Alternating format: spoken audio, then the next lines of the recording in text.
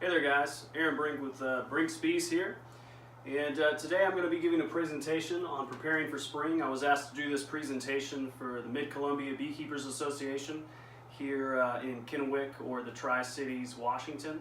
So we're going to go over what I believe is some of the most important things you can do to prepare for the spring, and some very key points on that. And one thing I really want to cover is I'm coming from a small commercial background. I'm not a hobbyist anymore.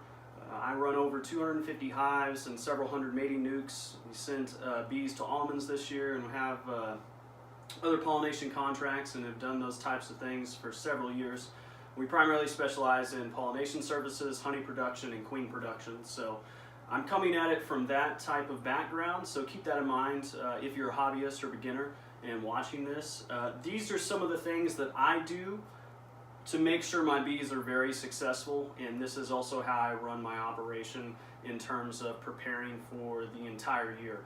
So I'm just going to dive in, and if you have any questions at the end, you can definitely message me. I will have my email posted at the end of this presentation on the slides, or you can also catch me on Facebook through Messenger. So, preparing for spring. I think it's the most important time of the year for beekeepers. So, we're just going to dive right on in. And the biggest thing is really spring for me, and I think for everyone, is really not spring, it should be late winter. In most places, late winter, what I would consider late winter and going into spring, is any time after the winter solstice. So that's generally right around Christmas time. That's when your days start to become longer. You start gaining a minute or so wherever you are in the world of sunlight per day. So that's really what happens there, and what I consider spring is once we pass that winter solstice, we're now into spring. So some key points that I really want to force upon everyone, and something for everyone to think about, is this is the only time of the year that you will be ahead of the bees. Every other time of the year, all the way up until you close everything up for winter, you are behind the bees. You have to remember, the bees are working 24/7 all the time. You're not. You sleep, you eat, you go to work, you do all these other things, and you might get to work your bees for maybe a couple hours on the weekend, or even for me, maybe a day or two out of the entire week. So something to really keep in mind is the fact that this is the only time you're going to be ahead of your bees, and it's when you absolutely need to devote the most time to your beekeeping, is late winter, early spring, making sure you're prepared for the next year. So we're going to go over some really key points. This first slide is really what I like to stress. First biggest thing we want to know is who is alive and who isn't. And the best way to do that is on a warm day, go do an inspection. And what I mean by warm day is we want it to be over about 45 degrees outside. And you want to do that inspection if and only if your bees are actually flying out the entrance and doing some cleansing flights. Now, what I mean by warm day inspections is we're not talking about pull the whole hive apart, spend 20 minutes looking through it. That's going to be very detrimental to your hives, doing that type of inspection when it's only 45 degrees outside. So what I mean by warm day inspections is if you have a double deep, maybe crack that second deep, tilt it over, and kind of look underneath in between the frames, look above, see what kind of winter cluster you've got, see what kind of population you have in that hive. Do you have a lot of bees coming and going out of that hive, taking cleansing flights? They might even sometimes, depending on if you're in the south or from Oklahoma like me, they could be bringing pollen in December or even in the 1st of January. So those are things to really think of. And that's where you have to think of as a beekeeper, where am I located? Am I in the south?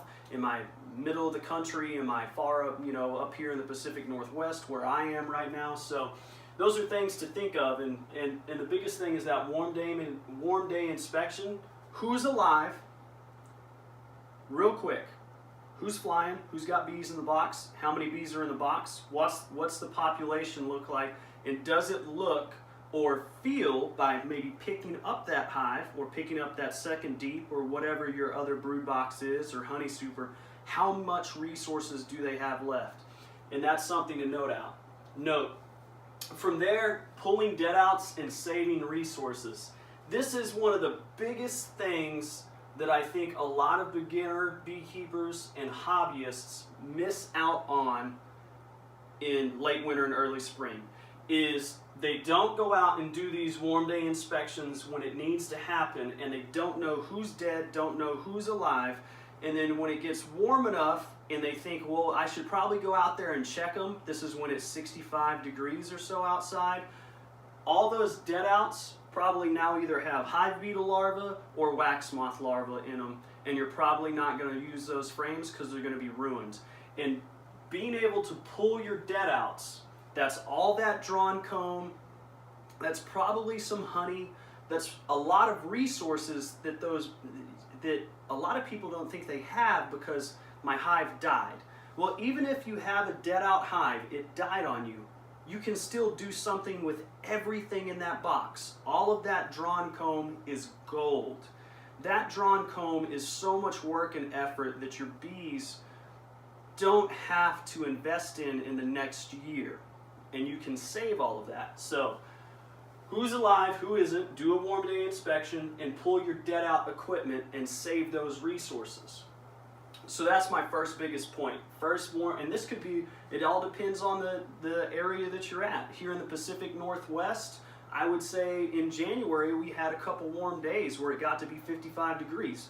I went and inspected my hives. I know who was alive, I know who was dead, and I only lost one so far this year. So I pulled that box, okay? So from there, like I said, if you're in the South, that could be in December for you. You know, so that's something you need to think of, is when I need to do those types of inspections. But generally, those type of inspections need to happen after the winter solstice. The winter solstice is in December. You can look all that up. I believe this last year was December 21st. This is when the days and the hours of sunlight are no longer decreasing, they're starting to increase. And this is really generally what we call the turnaround point, or the winter turnover for most healthy hives. This is when a lot of hives in the South will start actually rearing brood again.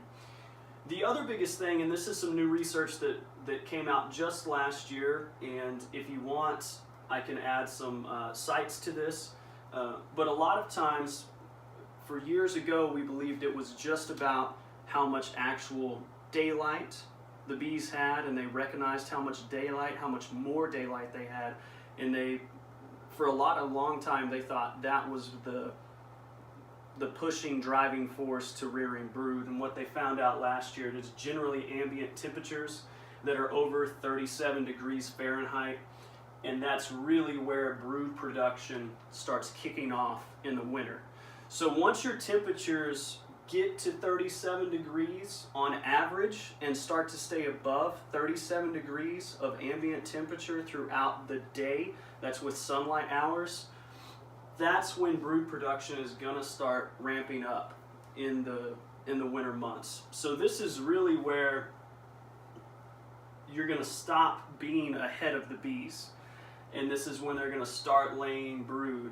That queen's going to start laying some brood up in the hive. So this is very important for you to think about once, and this is where some research, which I'm going to get down here, ambient temperature over 37 degrees. In the South, I mean, we had last year in Oklahoma, we had a 90-degree day in January. So that can have some major implications for your hives, and that's something to think of. So beyond that, one of the biggest things I think a lot of hobbyists and beginners and even some commercial folks don't do is they don't do enough research for the general area that they're going to be in. And what I mean by that is there's some very key points that you need to know. This is where you as a beekeeper, not a bee haver, is really big. You don't want to just be a bee haver, just a person that has bees and they die every year. You want to be a beekeeper. You want to be able to keep your bees alive year after year after year and have them be productive and healthy. and grow and reproduce and do all the things that bees are supposed to do in nature. So here's where research becomes very big for the coming spring and every year to your locality. So here's the biggest research points that I always do. I run bees in Oklahoma, California, up here in the Pacific Northwest, and I even have the opportunity to take bees to Florida. So I have to do a lot of research of where my bees are going to be. Now that may be different for you if they're just always in your backyard, but you still need to do your research. And here are some key points on research. The last average frost date. And what I mean by that is the last average frost date, you're well within the spring now. You're well within when brood has been reared prior to that. The bees are generally really starting to ramp up production after this last frost date, but generally what you know after that last frost date, that is when your hives are going to start, especially if they overwintered, that is when your hives are going to start really ramping up brood production and really start looking at what we call reproduction investment, and that's when they're really in there. So you need to know this date. You need to know that after this last frost date, that's when swarm season starts, okay? From there, what are your average ambient temperatures for the months and days of spring? What are your average temperatures for January, February, March, and April? And even way high north up in Canada, your spring might be in May. So these are things that you need to look at of the average temperatures of your average ambient temperature. And remember, over 37 degrees is ambient temperature on average is when brood starts to be produced again in the early spring, late winter. So know your average temperatures. From there, this is something to ask your local beekeepers. When every year do we see the first pollen availability? That's when your bees are flying. They may not be bringing anything in, they may just be doing cleansing flights, but when do you start seeing bright yellow dandelion pollen on the back legs of your bees? It could be dandelion pollen, it could also be red maple pollen. There's a lot of really early pollens, could be willow pollen, but when is that first pollen available? Because that moment when the first pollen is available, that is when your season kicks off. That is when spring is here for the bees, is when pollen is available. Okay? Generally, after the first pollen is available, it's not too long before swarm season. And that's another thing you need to ask your local beekeepers or your local beekeeping club is, when does swarm season start? Because generally, whenever swarm season is you can count backwards 2 or 3 brood periods. So that's 21 days of worker brood. So you can count back 21 days, 42 days, 63 days. You can count back there and really get a sense of when your bees really started to produce a much larger population. And that's something you want to know every year. From there, some more research is you really want to know when your honey flows are.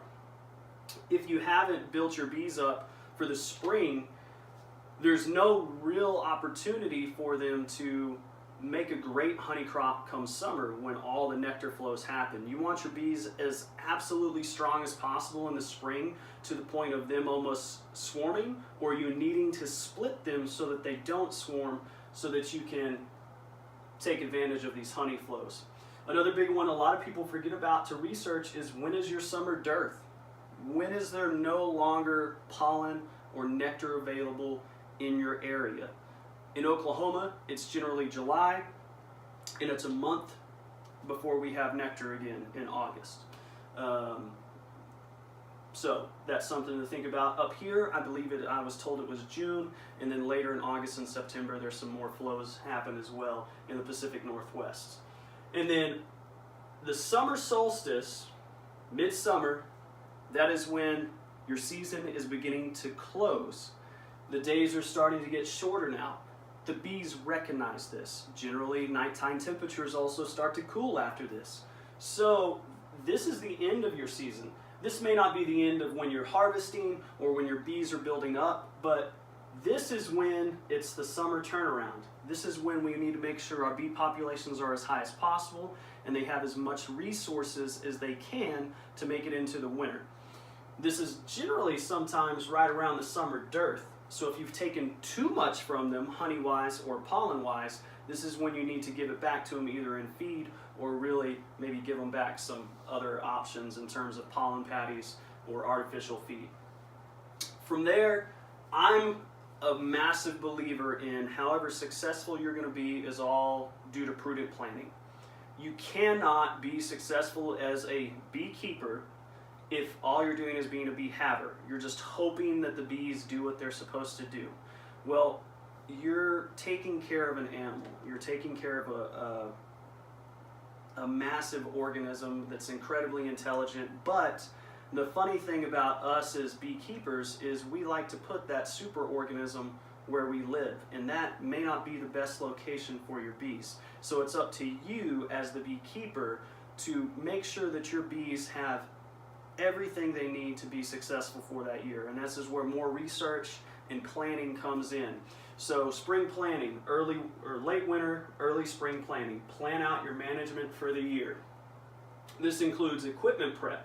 How much equipment do you need for the bees that you have or the bees that you want?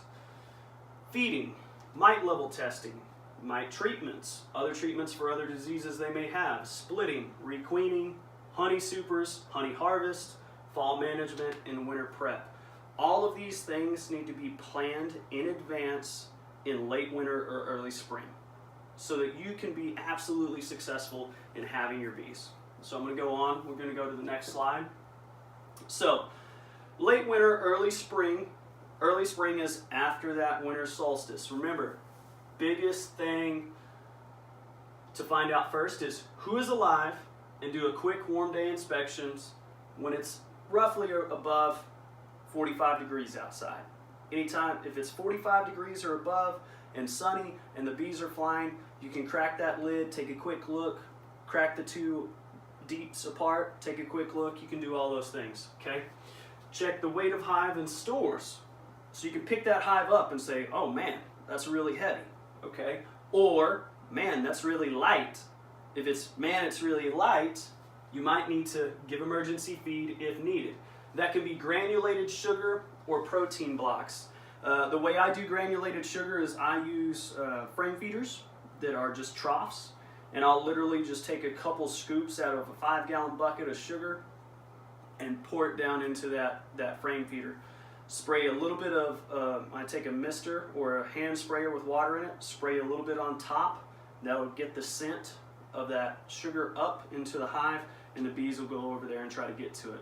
I also will move that frame feeder towards the cluster of bees in the hive if I absolutely need to, but remember, this all has to happen very fast. You can't be taking 20 minutes to do this if it's only 45 degrees outside. So that's something to think about. So check the weight of the hives and stores, give emergency feed if needed, granulated sugar or protein blocks. If you want to look up protein blocks, I highly recommend you go to beesource.com. They have recipes for those protein blocks on there. Of course, on those warm day inspections, pull dead out equipment and store your comb. And this is what this is the biggest thing you can do to make sure you have a massively successful year as a beekeeper, is whatever, if you had a dead out hive, or even if all your hives died, is save your comb. And the reason I say that is it's something that if you get a new nucleus hive or a new package of bees or catch a swarm the following year, all that comb can be utilized right now by those bees. But if they have to build it out, that's a ton of work and just investment that they have to make that they wouldn't have had to make had you saved your equipment. What I mean by storing comb is you pull everything. You make sure that there's no hive beetle damage or wax moth damage. If there is not, what you do is you take your combs, you take them to your freezer, unless it's been freezing outside for the last couple weeks. Take them to your freezer, put them in your freezer for at least 3 days. This will kill all hive beetle larvae and all wax moth larvae. If you have way too much comb to do that with, there's a couple chemicals and options that you can get into. You can call either me or some other equipment suppliers. You can get on Man Lake or Dadant or Glory Bee, and you can look for what's called paramoth. Paramoth is a crystal that you can sprinkle on a paper plate on the ground, or what I generally do is we put a flat lid, paper plate, pair of moth crystals. You stack a deep super of combs on top of that, stack another deep super of combs on top of that, put another paper plate, sprinkle paramoth on it. You keep doing that, and you can stack it as high as you want, but do it about every 2 or 3 supers. That paramoth crystal is, don't use mothballs, absolutely make sure it's paramoth, and that will keep hive beetle larvae and wax moth from growing in your combs, and you'll get to save those combs, and it's like gold for your bees the next year, okay? If you don't use paramoth, there's another, what we call biological insecticide. It's called Zentari. It was labeled for years as used for against wax moths and hive beetle larvae. If you need any, you can call me. I also have a supplier in Oklahoma. It is a dry powder that you put in a gallon sprayer. You spray it on all of your combs. Generally, you have to do this when it's warmer outside, so it's hard to do that in the winter months if you're pulling dead outs. But what it does is it's a beneficial bacteria. It's also used for armyworms. It does not harm bees in any way, shape, or form, or harm bee larvae. Totally different gut bacteria. So what this bacteria does is when wax moth or hive beetle larvae ingest it, it kills them from the inside out. And any combs that I've ever treated with Zentari have never ever gotten any wax moth or hive beetle damage. And you can actually just leave them sitting outside, covered up, and they still won't touch them. I haven't had them touch them for years. But it's completely safe for your bees. So look for paramoth or Zentari for storing your comb. From there, sanitize dead out equipment. And what I mean by that is you want to make sure that, yeah, you saved your combs. Generally, there's not going to be anything wrong with your combs. But what I mean by sanitize the dead out equipment, if there was Noxema spores or anything like that, bacteria-wise, fungus, mold that may have grown in your dead out equipment. Also, mice can get in there if you didn't have mouse guards in place. They can pee and crap all over everything. You want to sanitize that equipment. And what I mean by that is scrape it clean of all the propolis, the wax, all that stuff. Get it scraped clean. And then what I mean by torch it is get yourself just one of those small propane torches from Walmart. And I'll put a small video on at the end of this for that. And you just kind of run that torch over the whole box. Don't catch your box on fire. But you do it until the wood barely starts to kind of change color. Specifically, really get in the corners of your boxes and along that frame rest on the top, and really kind of sanitize that equipment. That will make sure that you kill any Noxema spores or any other type of other fungus or bacteria that might have gotten into your hive equipment. So make sure you sanitize that, and then take note of what you have. And this is a big one. I hear all the time, like, I don't know, I've got such and such out in the, the barn or the shed, or, well, what do you have? You've got 5 hives that lived through the winter, and then let's say 2 hives died. How can how can you utilize that equipment from the dead outs coming into the next year for the 5 hives that are alive? Well, one of the easiest ways is if that's 4 deep supers worth of drawn comb, you could easily set that deep super on top of one of your really strong hives come spring and make a massive honey crop off of that super because it's already drawn comb. So those are things to think about. Make sure you store your combs and then sanitize the rest of equipment and take note of what you have. You need to know what you have so you can, going back to the planning, you can plan for what you're going to do next year. From there, take note of all your hives that are alive and their visual strength. This is a big one. I know so many beginner beekeepers and hobbyists that don't even know what they have. You ask them how many hives they have, and they're like, oh, maybe 10-ish. Well, we need to know. Do you have 10? Do you have 12? Do you have 9? Do you have 8? The exact number of hives you have, what their strength is coming out of early spring or late winter when you do that inspection. So those are all things right there. From there, planning ahead. What do you have and where do you want to go? So this is where I was talking about how many hives have you got and what do you want to accomplish this next year? So what I mean by that is, okay, like me as a commercial operation, I know that I just sent 180 hives to almonds. My goal with my 180 hives is to bring them to the Pacific Northwest and directly split them. So the 180 will double or triple when they get here to the Pacific Northwest back from almonds. So that's what you need to know. I also brought 30 hives with me, and they're sitting in my bee yard here in the Pacific Northwest right now. I know I only lost one. So I know 180 hives are in almonds, I know 29 hives are here, and I know that about another 50 hives, I don't know exactly because I haven't got a full winter inspection yet, another 50 hives are in Oklahoma. So I know exactly what I have and where I want to go, okay? What do you have? Where do you want to go? How many hives have you got alive? How much stored comb do you have? How much stored equipment do you have? How much extra equipment laying around do you have? What do you want to accomplish with it? Do you want to make a massive honey crop this year? Do you want to double your hive numbers? Do you just want to stay where you are? Do you want to make some extra cash? Those are all things you need to think of, okay? Stored comb, make sure it's usable. Can't stress this enough again.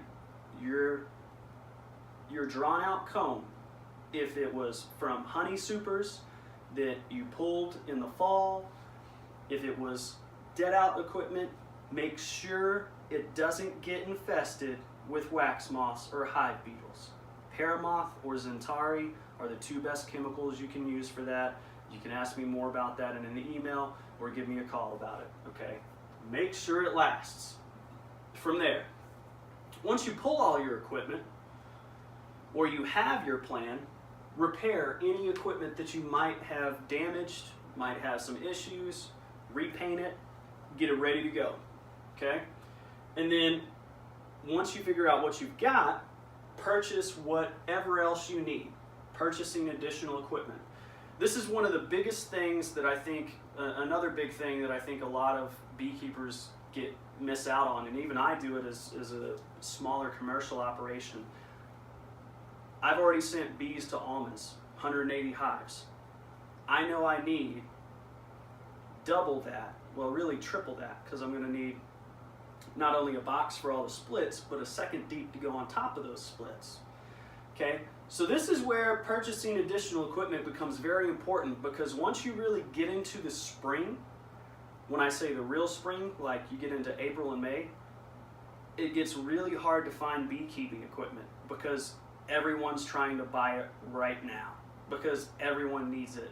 And that's the biggest time for commercial operations to either do splits or make nukes for sale or make packages. So not only are all the hobbyists and sideliners and smaller commercial guys buying it, but the massive operations, the guys that run 50,000 hives and 20,000 hives, they need to double their operation or split their operation or sell packages or sell nukes. So if you wait too long to purchase additional equipment, you've missed out, okay? I already talked about this: research average temperature, last frost, first availability. Research local nectar flows. This is where you get to plan ahead with what you've got. Like I said, what do you have? Where do you want to go? Biggest things. From there, what are your goals? Where do you want to go? Splits? Do you want to requeen your hives? Do you want to focus on honey production? What is your biggest goal for the coming year? I highly recommend you make your goals up in the spring. From there, if you want to order bees, I highly recommend you get it done by probably February or before. A lot of people are like we were sold out last year. I think we were sold out even by January. So if you aren't buying bees in advance, you're going to be really behind. Especially if you want to do splits or requeen, you need to try to get a hold of some queen providers. Like I myself am a queen provider. There's 100 other different queen providers out there. Some great queen providers, but I would really try to get mated queens prior to doing splits in the spring, or packages. I'm not real big on packages because there's a lot of opportunity for loss with packages. I much prefer doing splits, nukes, or getting queens. So those are all things to think of. One thing that I want to really stress that I talked about at the first is have all your equipment ready. The bees are ahead of you. And what I mean by that is you got to remember the queen is laying 1,000 to 2,000 eggs a day. They're working 24 hours when you're not. So when they get ready to swarm, you need to have your equipment ready so that you can split them, or so that you can go catch the swarm out of the tree. If you have nothing ready, or let's say you get a swarm call and you're the nearest person there, but you have none, let's say all your equipment's sitting in the garage in a box and it's not put together. Well, if it takes you an hour and a half to put a box together to go catch this swarm, it might be gone already. So those are all things you need to have ready. And that's another fun thing. If you, let's say you go out to your hives middle of the spring, April, May, and you see queen cells, you can do a split right then if you have the equipment to do it.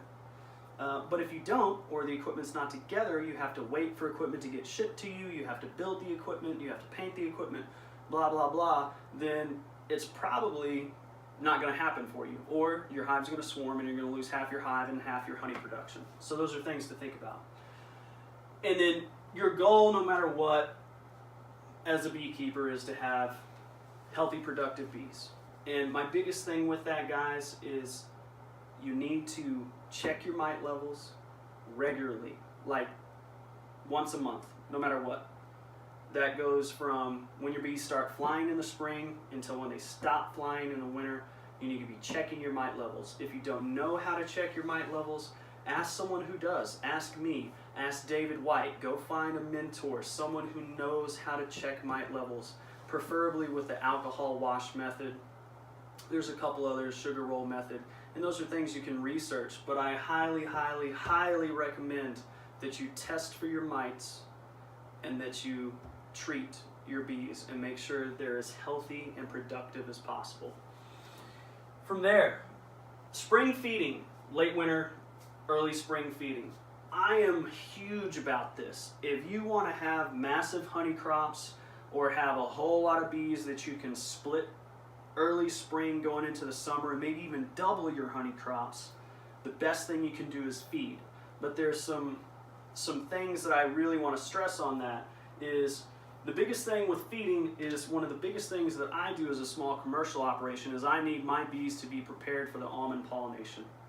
So we try to throw pollen patties on the bees. This is a 1 pound pollen patty. You can buy them pre-made, Bee Pro or Ultra Bee. And you can throw those pollen patties on a warm day. It's above 45 degrees, the bees are flying. Crack that lid or throw it in between the two boxes. Okay, 20 to 40 days prior to whenever the first pollen is for the season. So if, like right now, none of the trees here in Kennewick or the Pacific Northwest where I have bees have budded out yet. So there's no pollen coming in just yet. But just the other day when it was warm enough, I threw pollen patties on. Now what you're doing with throwing pollen patties on is you're giving your bees a head start to start filling up on high levels of protein so that they can feed that protein to brood, okay? So feeding pollen patties 20 to 40 days prior to the first pollen. I only recommend you feed pollen patties that early. I really don't recommend that you start feeding syrup that early, okay? Because you'll end up putting a whole lot of moisture in the hive if you feed syrup that early, especially in frame feeders or hive top feeders or even entrance feeders. But there is one way that I recommend feeding syrup if some pollen is coming in, okay? So 20 to 40 days prior to the first pollen, throw some pollen patties on. That'll give your hives a great head start. From there, dry pollen feeding.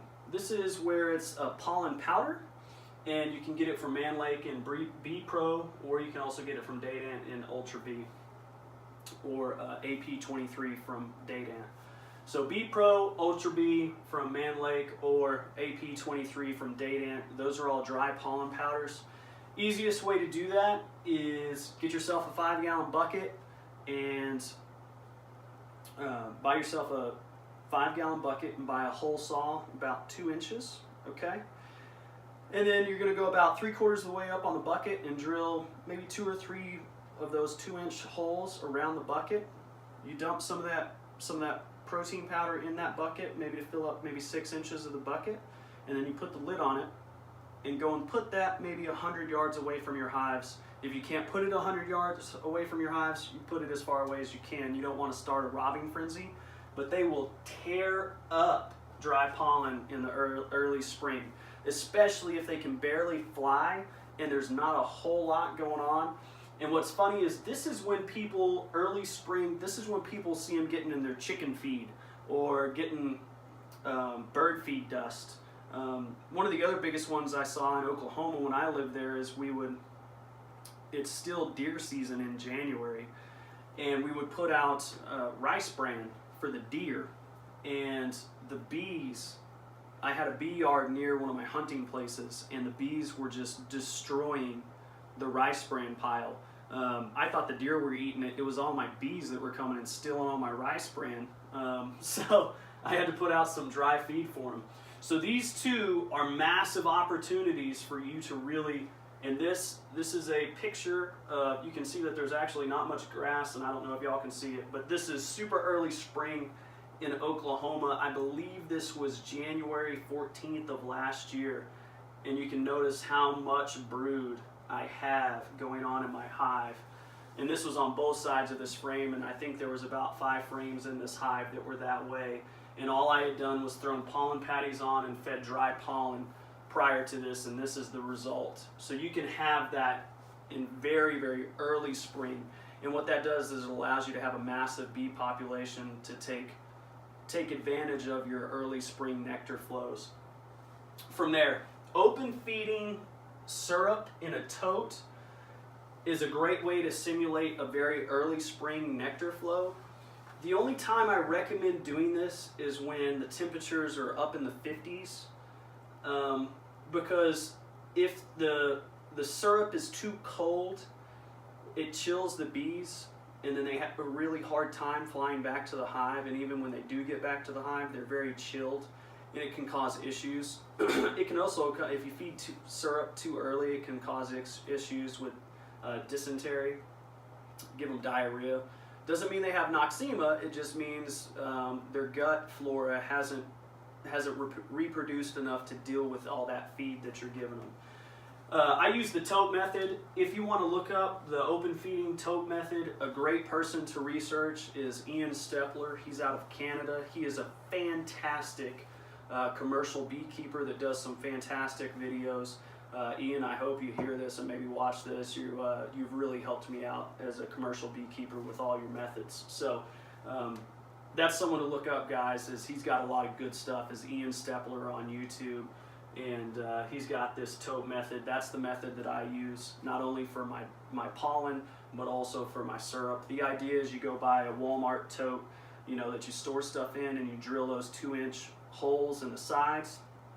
You throw a whole bunch of straw on the bottom of the tote, and then you can fill it a couple inches full of syrup. That straw gives the bees a way to climb out so they don't all drown. You want to really put that straw in there. But this is a great way to open feed in early spring. And what that will really do as well is any type of simulated nectar flow will really get your queen kicked off and laying, as well as the pollen. So that's early spring feeding. Like I said, this needs to happen when it's somewhat warm outside. The pollen patties 20 to 40 days prior to your first pollen source. Dry feeding, as long as it's over 45 degrees outside and the bees are flying, you can dry feed pollen. And then open feeding syrup, I highly recommend. It's in the 50s. I do not recommend feeding syrup in the hive until it gets into the 60s or 70s, temperature-wise, okay? So, with the first pollen, generally when first pollen's coming in is when you're really going to start seeing brood being reared in your hive, and that's when you want to check that brood. You want to check all of your hives for good, healthy brood. So you want to see eggs, you want to see larvae, and you want to see sealed brood. So all forms of brood. Another great time to check your mite levels is right then in early spring, before your brood populations get super big because a lot of mites will hide under the sealed brood, under the caps. So this is a great time to check for your mite levels as early spring. It's also generally when the bees are still clustered, so you can take a cup of those bees, make sure you don't get your queen, make sure you know where your queen is, get a cup of those bees and do an alcohol wash and kind of see where your mite levels are. And it's also a good time to do a treatment, maybe with some Apivar or other approved treatments right then before you get, honey supers on. Another good one would be formic. Formic acid would be a good spring treatment. So those are things to look at when you first see pollen coming in and it's warm enough. Check for all forms of brood and then check your mite levels. From there, once it's warm enough for pollen to come in, this is when you also really want to start looking for drone brood. If you had some really healthy hives coming out of the winter into early spring, the biggest thing and indicator for you to see that they may be preparing to swarm is drone brood. If they start laying drone brood, that means that they're investing in reproduction. So that drone brood is telling you, hey, they're investing in reproduction. They might possibly start investing in queen cells anytime. So that's something to start looking at in when you get in maybe a little bit past early spring and maybe into actual spring. But once you start seeing drone brood in your hives, that's always a good indication that they're investing in reproduction and that they're more likely to swarm. And I always tell everybody to take notes or maybe even put little stickers on those hives. Hey, these are the guys that got drone brood. That means anytime a hive has drone brood, it means they've got extra resources. Anytime a hive has extra resources, it has the opportunity to swarm. So, if you see a hive with drone brood, I suggest you start checking that hive every 7 days for queen cells. I get asked a lot, why do you check it every 7 days? Like I would check those hives every Saturday. Well, every 7 days gives you the opportunity to make sure that a queen cell hasn't been capped, okay? So if you check it every 7 days, remember they can take a 4-day-old larva and turn it into a queen cell. And on day 9, or even 8, if it's really warm outside, they can cap that cell. So if you're checking every 7 days, you have an opportunity to catch the hive before it swarms. And what you can do is, if you see queen cells that have larvae in them, you generally know, okay, they've produced queen cells, I can pull a split off of this hive. Or I can find the queen, cage her, move her somewhere else into another box with a couple frames of broods, and I can make a split, and that hive generally won't swarm them.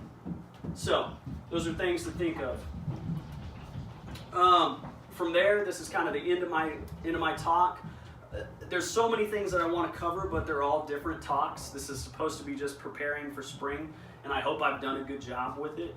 I'm kind of all over the place. I have severe attention deficit. So the biggest thing when you get into early spring and going into spring is once your boxes are about 80% full, you need to add more space to them or split them. As long as you have, and what I mean by split is as long as there's drones out there and as long as you have a mated queen to split, you can do that in early spring. If you don't, you need to wait, okay? So, once boxes are 80% full, add more space or split them. From there, if you have reached your brood chamber goals, add honey supers. Some people like to run 1 deep as a brood chamber. Some people like to run a deep and a medium. Some people like to run 2 deeps as a brood chamber. It's all up to what you want and what your goals are as a beekeeper and your management strategy.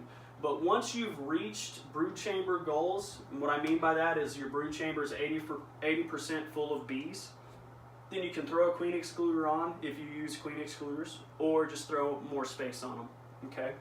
And start looking for honey production. From there, one of the biggest things that I think a lot of beekeepers get in trouble with, especially in spring, is we haven't looked in our hives since all winter long, and we're super jazzed to be able to play with bees again, and people go out and mess with their bees like every day or every other day. You can't do that in early spring. There's hot, cold, there's so many temperature fluctuations throughout the day and the night, and if you're constantly messing with your bees, you're setting them back. You need to make sure they're where they need to be, make sure they're healthy and productive, okay? And then you just need to let your bees do their job. Don't go out there messing with them like every 10 seconds. They're gonna do fine, as long as you've done what you needed to do in that late winter and early spring prep, which is what we talked about earlier. So, like I said, guys, I hope I've done a great job on this. If not, you know, David White and anybody else from the Mid-Columbia Beekeepers Association, they can give me hell about it. But I hope I did a good job with this. For those of you who aren't in the Mid-Columbia Beekeepers Association, please give me some feedback on this. Leave some comments underneath this YouTube video. Some of your thoughts. Ian Stepler, I particularly would love to hear your thoughts on this talk. Anybody else is more than welcome. I just called out Ian because I mentioned a couple of his methods in this talk, and I'd love his feedback. Travis Atkins, give me your feedback, brother. So with that, guys, and this is early spring. This is when we were making nukes. I believe this was February in Oklahoma, February or March. It was early spring. This is some brood. You can see it's a fantastic frame, and this is what kind of brood you can be prepared for. And notice this is old honey from the year prior. Not a whole lot left, but they really did fill up that brood. This is what you can expect if you feed your bees pollen prior to late spring hitting and the summer coming on. These are some of our mating nukes going into storage. This is what we call one of our honey trailers. This is definitely midsummer, and you can see the trees in the back. These are actually soapberry trees that make a great honey. Just some fun pictures for y'all to go by. This was a picture from Fritz Burrow. I believe this was maybe late spring. He bought some queens for me, and again, you can kind of see he had done a great job of prepping his bees for the spring. And this was the result brood pattern wise. So anyway, guys, if you have any questions, please don't hesitate to shoot me an email at brinksbees@gmail.com. Talk to me on Facebook. You can find us on Instagram as well. And once again, I hope I helped some of y'all with your preparing for spring and preparing for the year as a beekeeper. Thanks, guys.